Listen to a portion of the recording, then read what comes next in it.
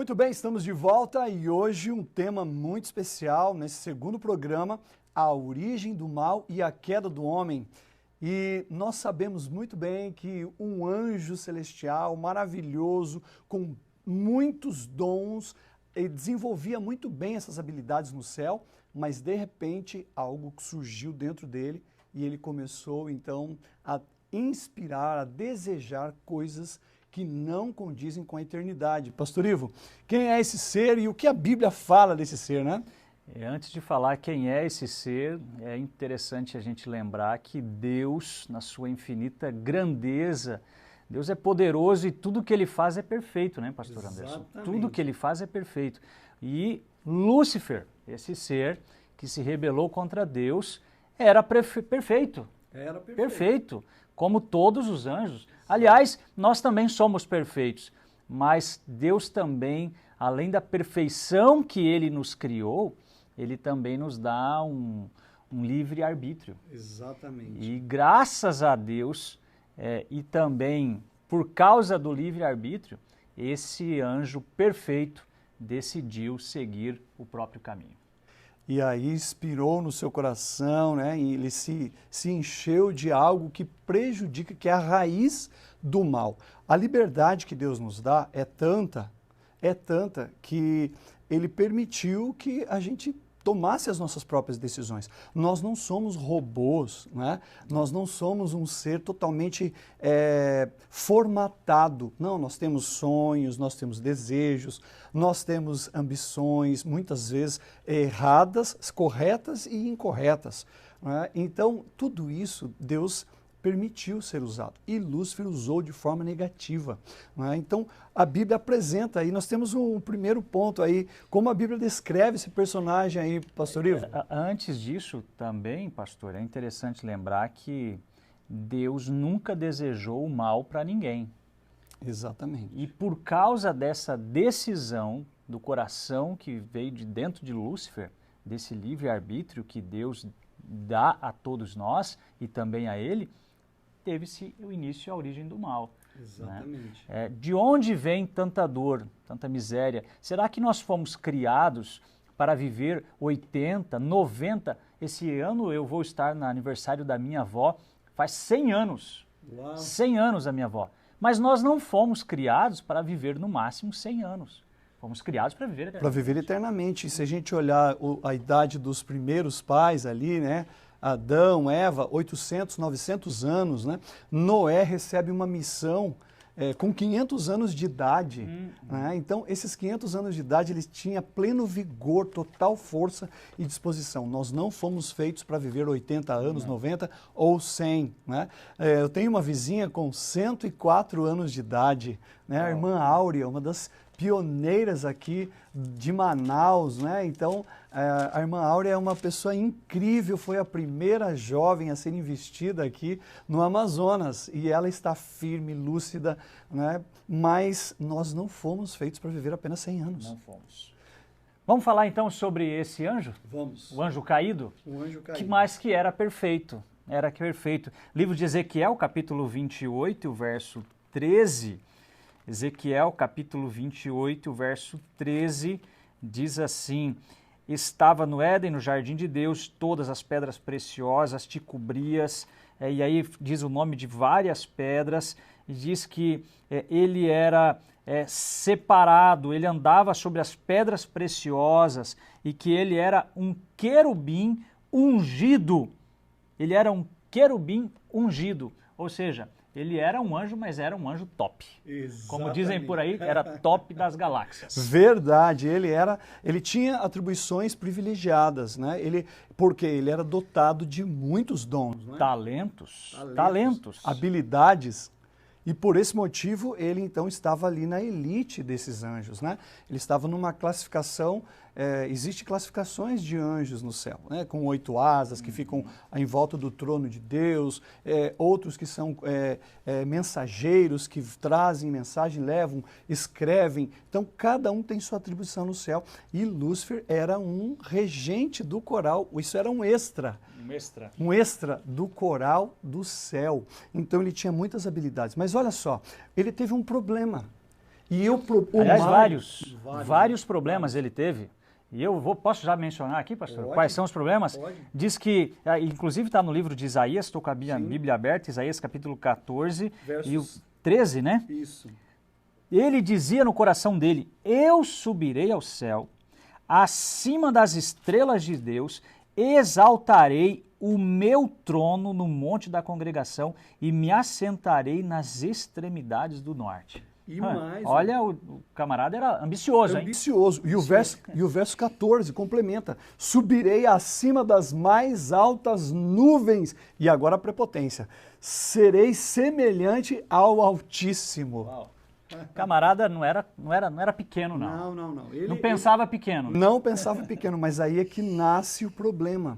O orgulho é a raiz de todo o mal. E quando a gente permite isso estar dentro do nosso coração, é aí que surge o mal. E então, muitas vezes a gente fica culpando Deus. Deus que criou o mal, não, nasceu no desejo, na cobiça e no orgulho do coração de Lúcifer, querer ser mais que Deus, querer estar semelhante, se comparar a Deus, né? Só revisando, o que é que Lúcifer queria e qual foi o pecado de Lúcifer? Primeiro, queria sentar-se no trono de Deus. Essa é uma habilidade apenas para quem é Deus. Lúcifer era uma criatura, ele não era o Criador. Ou seja, não deveria. Ele pretendia ser semelhante ao Altíssimo. Ele queria prerrogativas de Deus. Só Deus tem as prerrogativas de Deus e ele, como criatura, queria também ser semelhante ao Altíssimo. E ele queria o lugar de Deus e ser adorado. Agora, olha que interessante, pastor.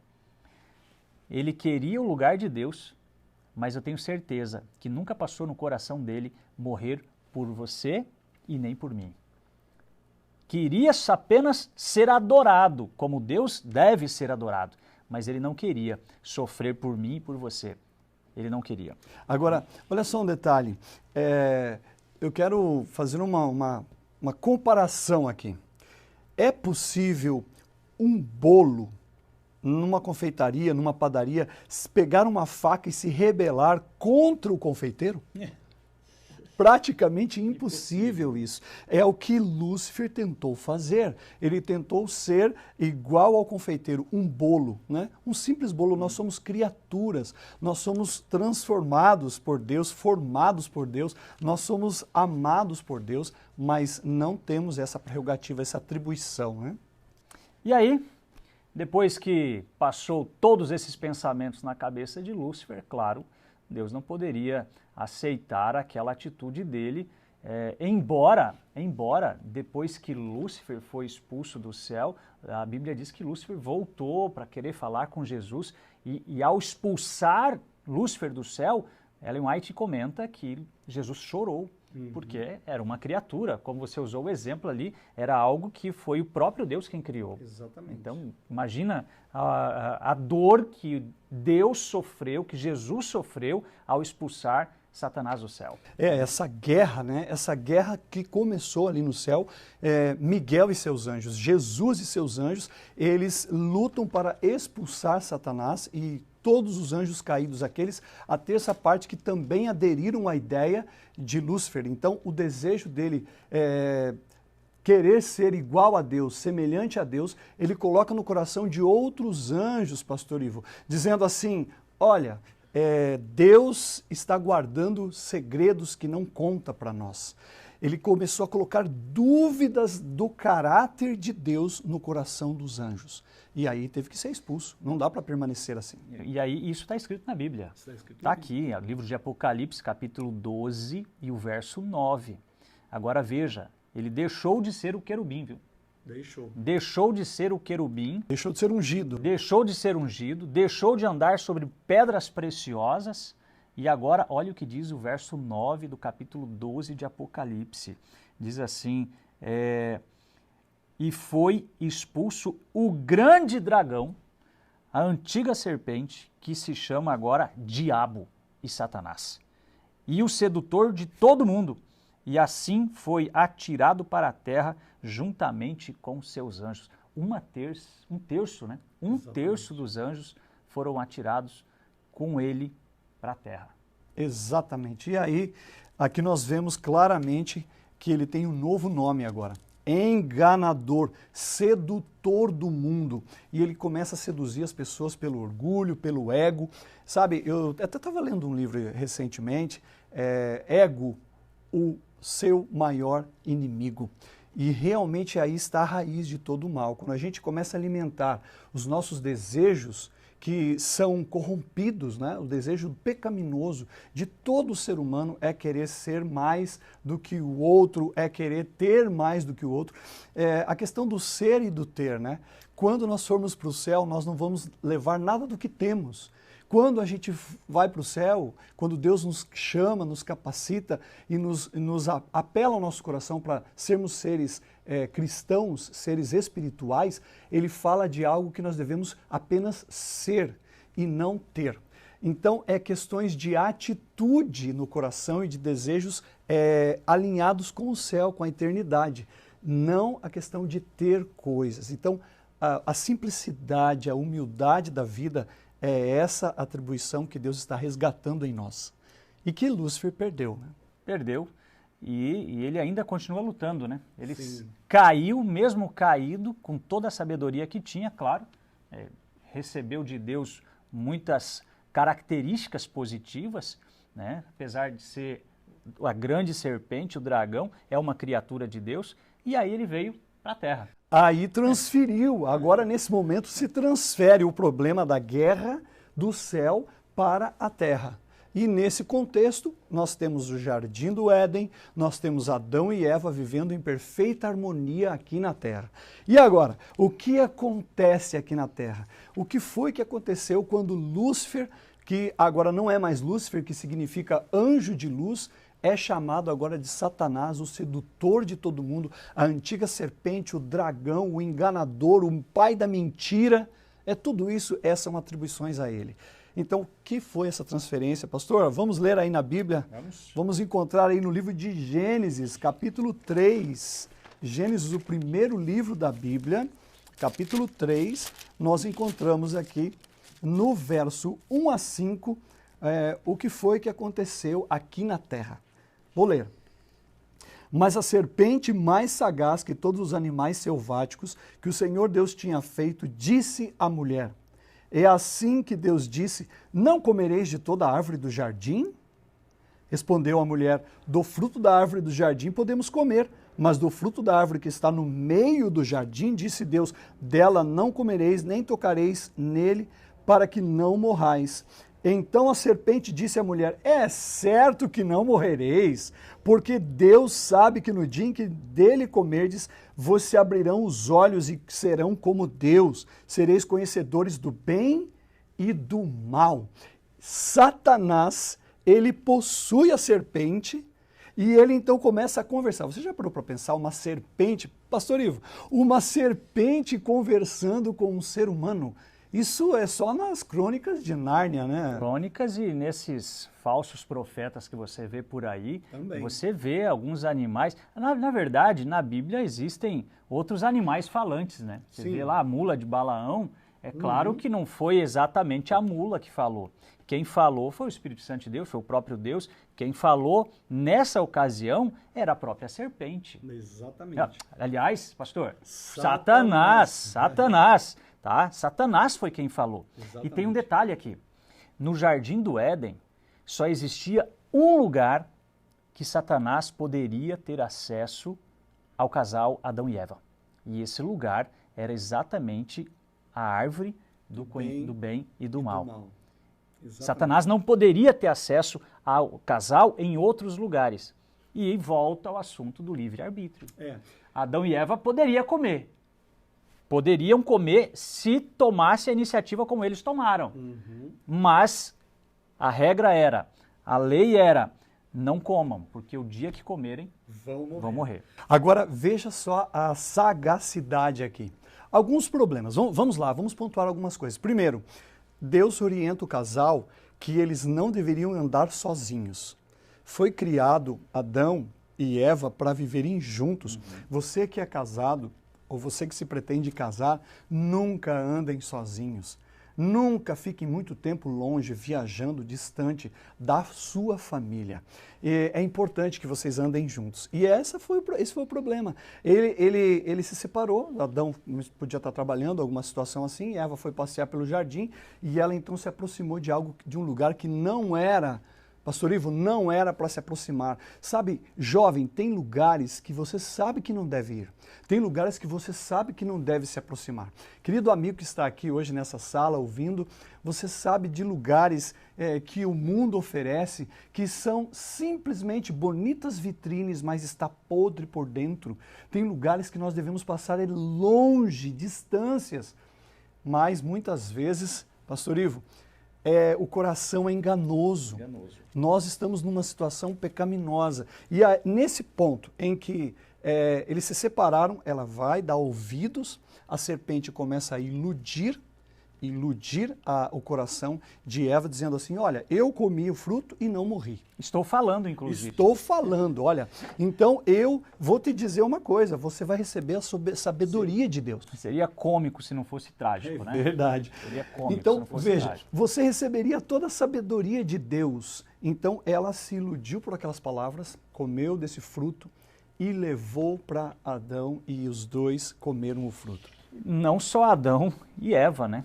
Para todos nós, o resultado dessa experiência de ouvir a voz de Satanás é morte, sofrimento. E a partir de então começou a fazer parte do mundo, a dor, o sofrimento, a tristeza, as lágrimas, os lutos, né? Tudo aquilo que nós vivemos e estamos vendo, né? As catástrofes, todos esses acontecimentos, o mundo foi alterado dentro de nós, na nossa forma de ver, nos nossos problemas, e também toda a natureza sofreu, todo o planeta sofreu com essa alteração do pecado. Mas Satanás não pegou Deus de surpresa, né? Satanás não pegou Deus de surpresa e botou um fim. Já temos data e hora marcada. Nós não sabemos o dia nem a hora, mas no calendário de Deus, o sofrimento e a morte já tem data marcada. É isso que está em Gênesis capítulo 3 e o verso 15, que todo esse cenário, esse quadro de incerteza, tudo isso teria um fim com a vinda do Filho de Deus, o Messias, o Cristo, o Cordeiro que tira o pecado do mundo. Exatamente. E olha, o que está escrito aqui em Gênesis 3,15? Porém, inimizade entre ti e a mulher. Lembra que a gente ainda vai falar sobre esse tópico aqui, sobre a palavra mulher, que significa igreja. Nós vamos ver aí no próximo estudo futuro. E aqui já aparece essa palavra, mulher, que quer dizer igreja. Colocarei inimizade entre Satanás e a igreja, entre a tua descendência e o seu descendente. Este lhe ferirá a cabeça. Jesus, que é aí o representante maior, o defensor da igreja, o noivo, ele vai pisar na cabeça da serpente, ou seja, ele vai destruir Satanás. E Satanás vai ferir-lhes apenas o calcanhar, não é nada, é só um cisco, né? É só apenas um pequeno arranhão ali na história do universo. O que nós entendemos como sofrimento, dor, Deus chama de pequenas coisas no livro de Apocalipse. Ele diz assim que quando ele resolver de vez esse problema, tudo isso vai ser tratado como pequenas coisas. Tudo que vivemos nesse mundo de sofrimento e de dor não se compara à glória, à grandeza do que Deus tem preparado para nós. Pastor, e depois que Satanás conseguiu enganar Adão e Eva, transformou o que era perfeito agora imperfeito, porque não existia morte, agora as doenças. Olha o que nós estamos vivendo hoje em dia, nessa pandemia, esse isolamento, vírus matando milhares de pessoas no mundo inteiro. Satanás não desistiu, ele não parou por aí. Verdade, não é só isso, questões cataclismáticas, né? Sim. Nós estamos vendo assim transformações do clima, estamos perdendo o controle, derretendo, os polos estão derretendo, estamos tendo inundações, catástrofes até na natureza. E Satanás, inclusive, não mudou o jeito de atacar, não só o mundo, mas como as pessoas, não é isso? Não é isso que diz em Mateus capítulo 24, verso 24? Verdade. Você pode abrir 2 Coríntios, eu estou aberto aqui, Ok. 2 Coríntios capítulo 11 e o verso 14, e a minha Bíblia está aberta em Mateus capítulo 24 e o verso 24. Aqui diz assim, porque surgirão falsos cristos e falsos profetas, operando grandes sinais e prodígios para enganar, se possível, os próprios eleitos filhos de Deus. Ou seja, a estratégia de Satanás continua a mesma. Exato. E olha no verso 14, 2 Coríntios, capítulo 11, verso 14, diz: não é de se admirar, porque o próprio Satanás se transforma em anjo de luz. Uau. Ele tem esse atributo ainda. Ele foi e ainda quer ser. Ele ainda quer ser. Então, ele se transfigura, ele se transforma para tentar iludir. A mesma coisa. Olha, a estratégia de Satanás não é nova.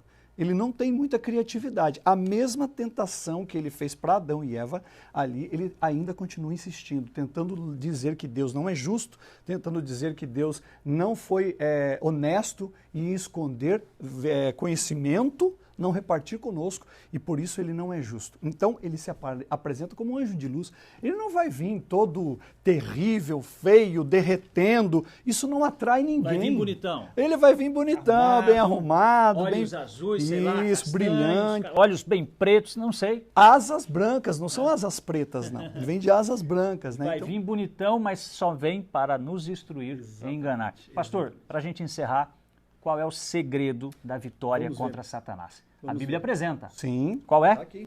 Efésios, né? Pode Efésios, ler aí, pastor? Capítulo 6. E o verso? Verso 10 a 18. Está aqui. Tá a aí. armadura de Deus. A armadura de Deus. Nem preciso ler tudo, está aqui, ó. Quanto ao mais, sede fortalecidos no Senhor, na força do seu poder, revestir-vos de toda a armadura de Deus, para poderdes ficar firmes contra as ciladas do diabo. É bem claro, hein? Isso é claro. Para ficar firme contra as ciladas de Satanás, é revestido da armadura de Deus. E a armadura de Deus está aqui, olha. Essa é a principal, né? A palavra de Deus, para a gente estar em meditação constante, diariamente. O próprio Jesus usou a própria palavra de Deus contra Satanás no deserto. No deserto contra as tentações, exatamente. Ele diz assim, nem só de pão vive o homem, mas de toda palavra que sai da boca de Deus. Você quer estar fortalecido, quer lutar, não é para ir afrontar, mas é para se defender das tentações. Né? É isso aí. Quer você também, amigo? Se defender das armadilhas de Satanás? Então, tá aqui. Use a palavra de Deus, é por isso que nós estamos aqui com você, para juntos aprendermos mais a confiar no poder de Deus. Lembre-se, Satanás é apenas mais uma criatura de Deus, mas Deus continua sendo Deus poderoso e Ele pode te defender de todas as artimanhas e enganos de Satanás. Que o Senhor te abençoe e a gente se vê no próximo estudo. Tchau, tchau.